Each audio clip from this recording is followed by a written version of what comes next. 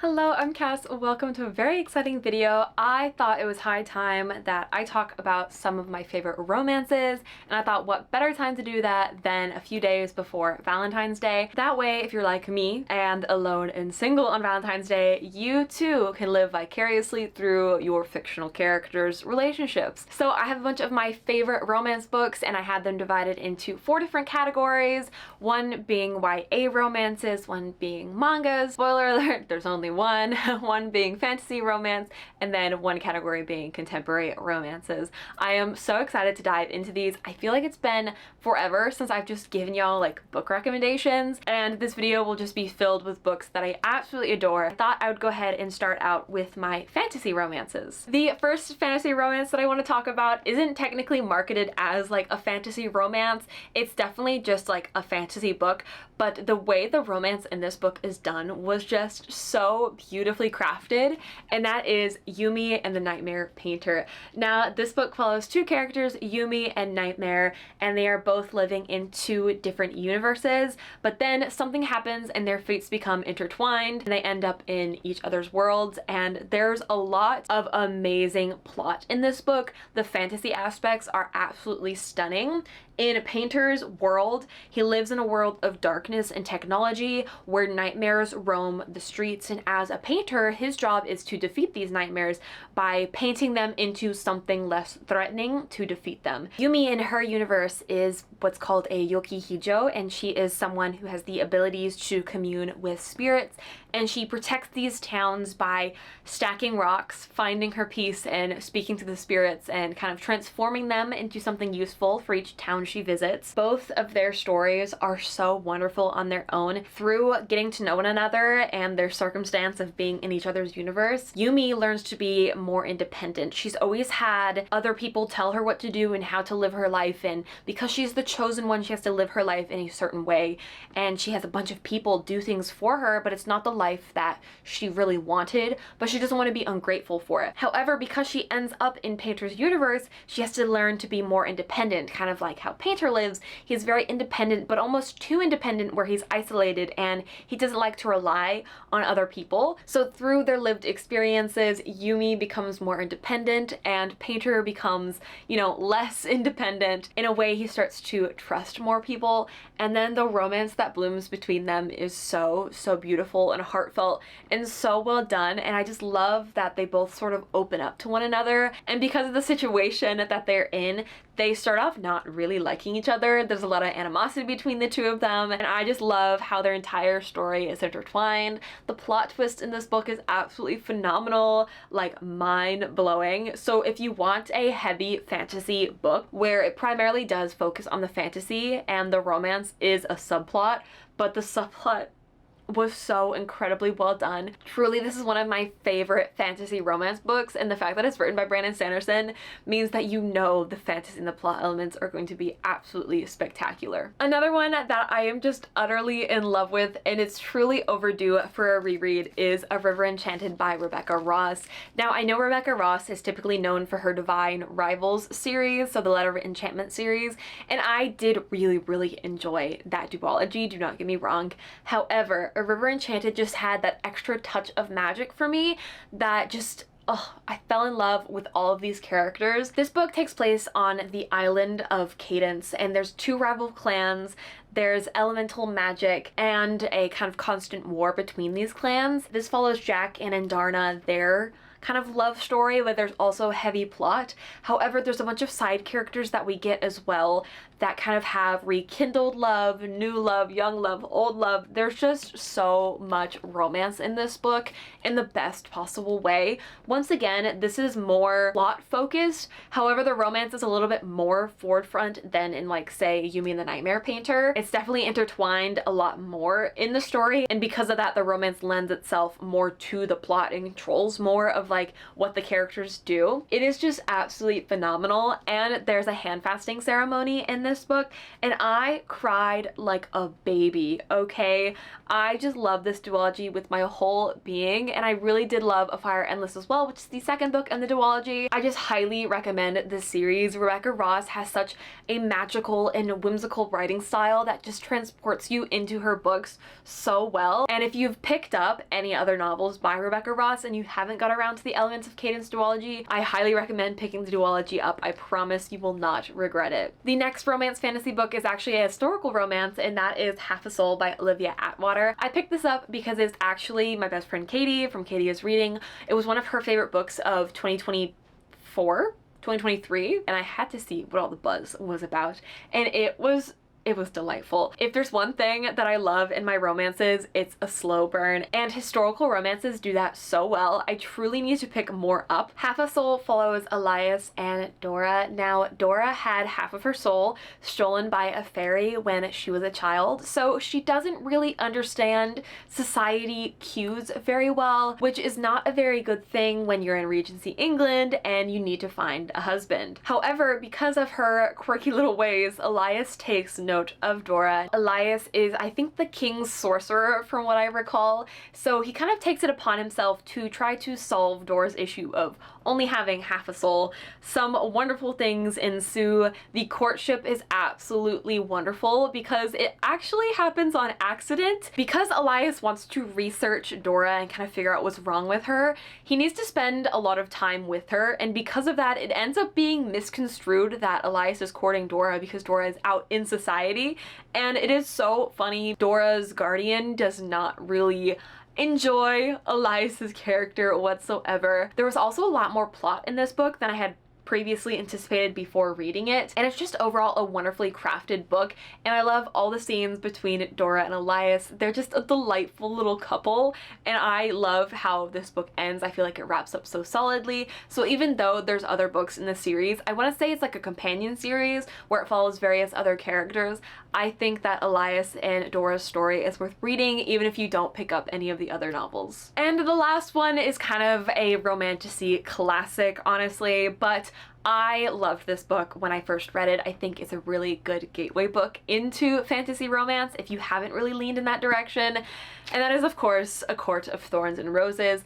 I read this many, many, many years ago, and I simply adore this series so much. Specifically, the second book I absolutely adore. Now, this is definitely one that you go into with low expectations to just kind of have a fun time. Again, I think this is a really good gateway book into fantasy romance, where the fantasy and the politic aspects of this book aren't too overwhelming, and the romance is just delightful. I love these characters, and I love the plot twists throughout the series, and I still remember the absolute awe that I felt when reading A Court of Mist and Fury, so I definitely recommend picking up ACOTAR if you've been wanting to dip your toes into romantasy, but you weren't really sure where to start. We follow Feyre as she kind of has her adventures through the novel, some romances, she's swept up into fairyland. It's one that, again, you don't want to take too seriously. There's a lot of plot holes and a lot of things that are very, like, plot convenient.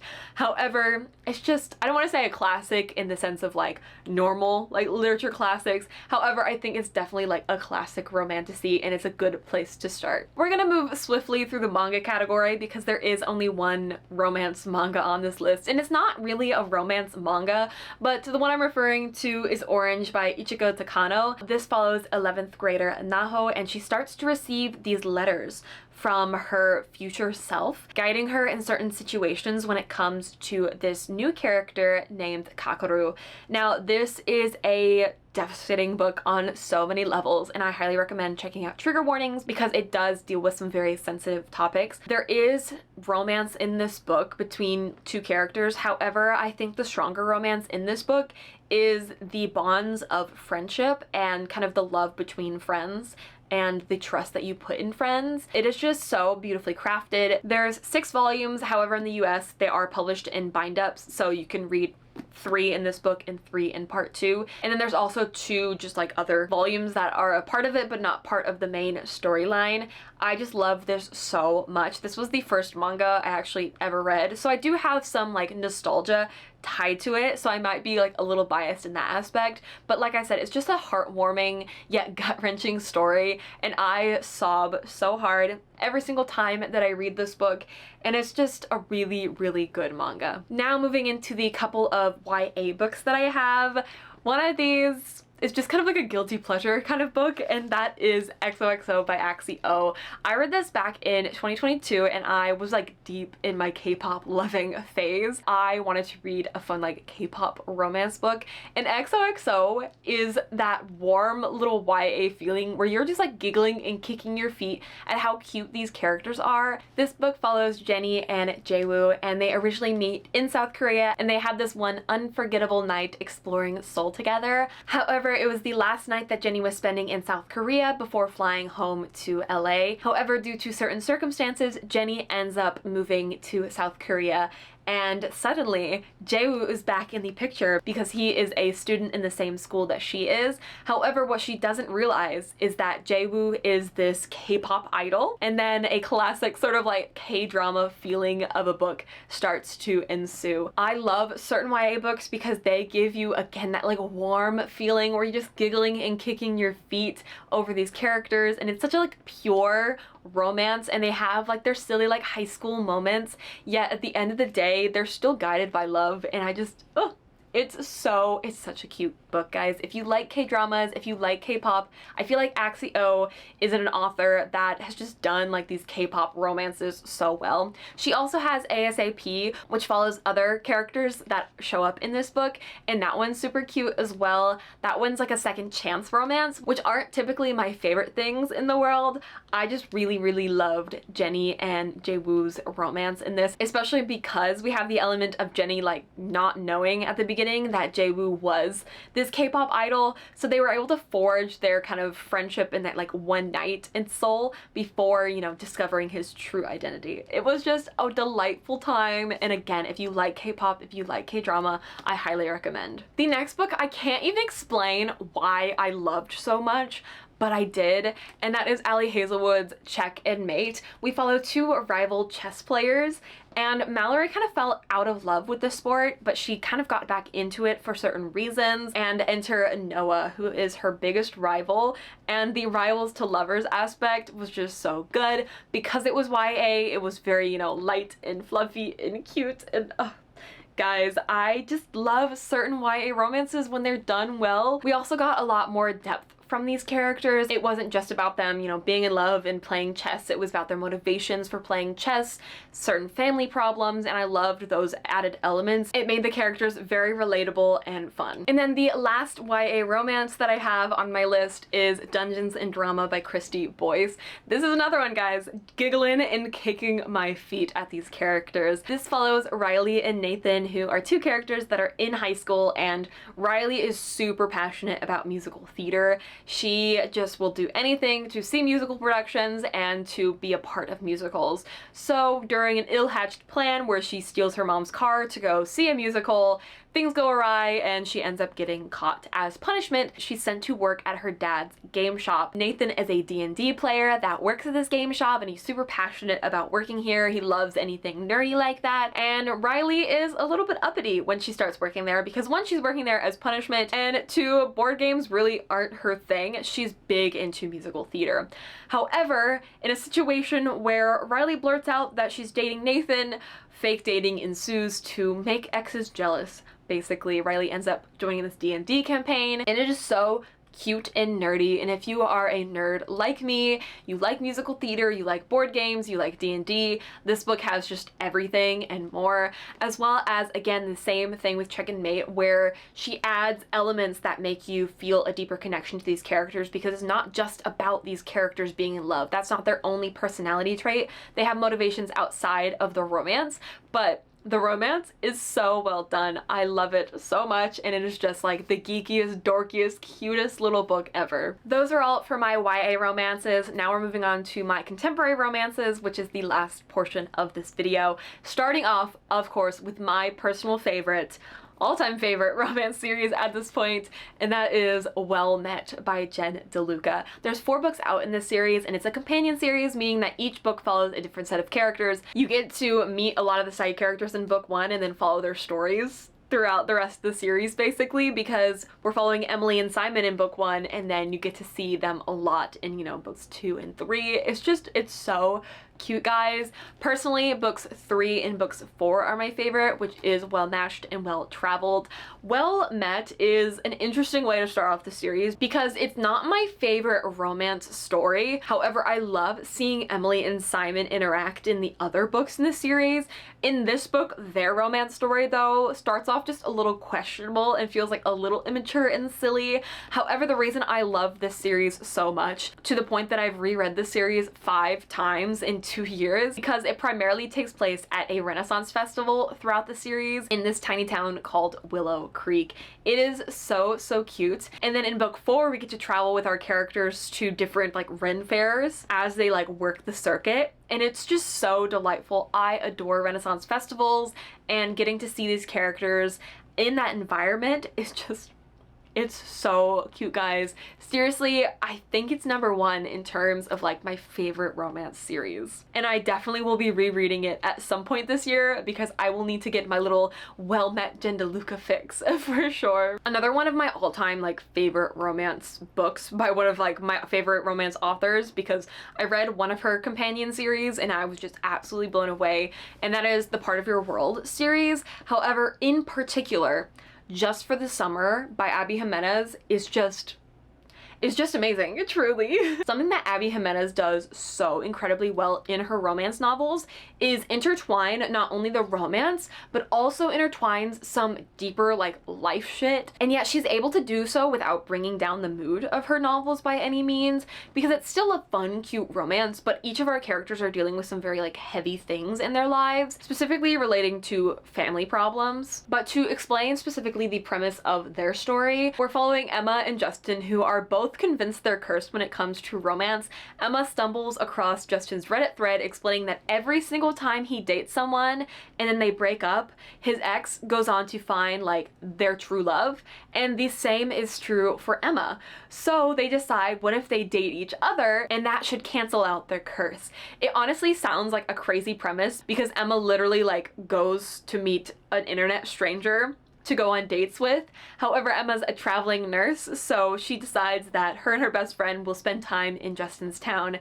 And Justin is the definition of an acts of service man. He is just a fictional character done right. There are so many cute moments between them. In particular, something that really stood out that I still think about is the fact that like Justin delivers Emma a questionnaire before and after her dates to kind of like rate how he did, things he should improve on, and it's just so bloody cute. I actually have them marked because I've heavily annotated this book. Let me see if I can find it here, because I have the surveys specifically marked. It was like preferred time of day for our date, what activities interest you, fanciness level, preferred greeting, preferred mode of transportation, and then to wrap up the date, there was like, on a scale from awkward to charming, how would you rate Justin's performance? At any point of the date, did you experience the following symptoms? And it's like butterflies in your stomach, flushing of cheeks. What words would you describe your date with? Like any further comments? Like, it's just so bloody cute. And I really enjoyed the entire trilogy of the Part of Your World. Part of Your World started off phenomenal. I was like, how is she gonna top this? And then when I read Just for the Summer, I was like, oh, it makes sense. Yours Truly was one, that's the second book in this companion series. I really loved it until the very end. It had a trope that I don't appreciate or enjoy personally. However, that book had a phenomenal like anxiety representation, so that one as well is really good, but this one was phenomenal from start to finish. The next book I want to talk about is actually an Emily Henry book, and that is People We Meet on Vacation. I love their relationship so much, and I've done a reread and it held up. We follow Alex and Poppy, who have been friends for years. They're Alex and Poppy, Poppy and Alex. They are inseparable, and every year they go on this vacation together, hence, you know, People We Meet on Vacation, which is honestly still a silly title. I prefer the alternate title that's done internationally, which is You and Me on Vacation. I feel like that makes way more sense. But anyways, it's very much so grumpy sunshine, friends to lovers situation. Alex is a very like buttoned up type of character, and Poppy is a travel writer who is constantly exploring the world and just going on all these different like trips and such together. But 2 years before the story starts, things go astray between Poppy and Alex, and they haven't really spoken since. However, Poppy's in a little bit of a rut, and she decides to do kind of one last hurrah with Alex, and things end up developing. I will say the main conflict in this book is a little silly, but if you can forgive it for that, it's still an overall fun book. It also switches back and forth from the present day to the past, and we kind of move up year by year, getting to see all of Poppy and Alex's different vacations that they take together. It's just a delightful time, truly, and I know I've said that about so many of these books, but honestly, all I want is a delightful time when I read romances, and People We Meet on Vacation definitely delivered. And then the next book as well is by Emily Henry, and that is Funny Story. This made it on my top books in 2024. I adored Daphne and Miles. Miles is another fictional man done right. Truly, these men written by women are just so well done. Now, how to explain this book, because this again has like kind of a crazy premise. Essentially, Miles and Daphne, they both get dumped at the same time because their partners, or now their exes, end up dating each other. So to make them jealous and to say that, you know, we're totally fine with y'all running off and having your own little relationship, because guess what? We're now dating. So their exes that are now dating, their exes are now dating. Does that make sense? It is kind of a crazy premise, but honestly, Emily Henry does it so well. This book also has like small town romance vibes, which is honestly one of my all-time favorite tropes in romance books. I never thought I would say that because I'm from a small town, so why would I enjoy small town romances? Because all I ever wanted to do was get out of my small town. But reading about these fictional small towns, I'm like, oh, to live here, it's so cute. And Miles knows like the ins and outs, and he's just really, really good with people. And Daphne kind of struggles with that aspect of getting to know people and forming friendships. So seeing their interactions, seeing their dates, it's so cute. And also fake dating. So it's honestly just a book filled with all of my favorite tropes, from the fake dating to the small town romances. It's a book that felt like it was just written for me. I also was able to do a reread and listen to the audiobook, and the audiobook is also phenomenal. I really enjoyed the listening experience of it. So if you're an Emily Henry fan or you haven't branched out into Emily Henry, I definitely recommend Funny Story as a good place to start. The next book is an Ali Hazelwood book, and honestly one of my favorite Ali Hazelwood books, closely tied with Check and Mate. But in terms of her contemporaries, this is certainly like my favorite. Love Theoretically. I love Elsie and Jack so much. It's like an enemies to lovers situation, but done really well in a contemporary setting. Elsie is a theoretical physicist, but it's not really paying well, so she also has this side gig of pretending to be guys' fake girlfriends. However, Jack comes into the picture, and Jack ends up being a problem because Elsie first meets Jack while pretending to be the fake girlfriend of his brother. Their worlds collide because Jack meets Elsie during her day job of being a physicist, and they have to work together. But also, he's confused because wasn't she supposed to be a librarian that was dating his brother? So Jack's out here ruining Elsie's side hustle while also simultaneously falling in love with her, and it's just such a well done book. I really enjoy all of Ali Hazelwood's like STEM romances. It's a bunch of smart people that just aren't really smart when it comes to love, and what's not to love about that? The enemies to lovers, the tension, it's all just, oh, it's so cute, guys. And then the very last book I want to talk about was one that I was not expecting to like, but I ended up absolutely falling in love with it. It was one of my friend's like favorite books, and she really pushed me to read it. She literally bought me a copy to read it, and I read it quite a few years ago at this point, and that is Red, White, and Royal Blue by Casey McQuiston. This is a cute little queer romance following Alex and Henry. Now, Alex is the son of the President of the United States, and Henry is quite literally a Prince of England. There's a lot of animosity between these two characters, and things go down and it ends up in the tabloids. So in order to fix their images and kind of correct what had happened and what was splashed all over the tabloids, Alex and Henry have to be best buds for the time, and they end up being fake best friends while also kind of falling for one another, which adds some extra spice to the story because that was not the plan when they were told to get along. The plan was not for them to get along that well, but alas, they did. The dialogue in this book, it is so funny, guys. Between Henry and Alex's banter and the side characters, Alex's mom is hilarious. Alex is like, I think she's like a media manager or something. hilarious. I just love the side characters. I love the fake like bromance they have going on that turns into actual like romance. It's just so well done and just it's so cute and it's so fun, and I ended up annotating it, which I only really do with books that I highly enjoy. So if you're looking for like a cute queer one, I know this is one that was really popular a few years back, but I definitely recommend it because I just love how Casey McQuiston did romance. So those are my 14 different romance recommendations for you guys, just romance books that I absolutely adored. I know a lot of these are really popular romances, but hopefully I convinced you still to pick them up because sometimes books are popular for a reason. I also really need to branch outside of the popular romance category. I feel like every time I do though, they just don't deliver quite the same as my staple authors that I like to go to.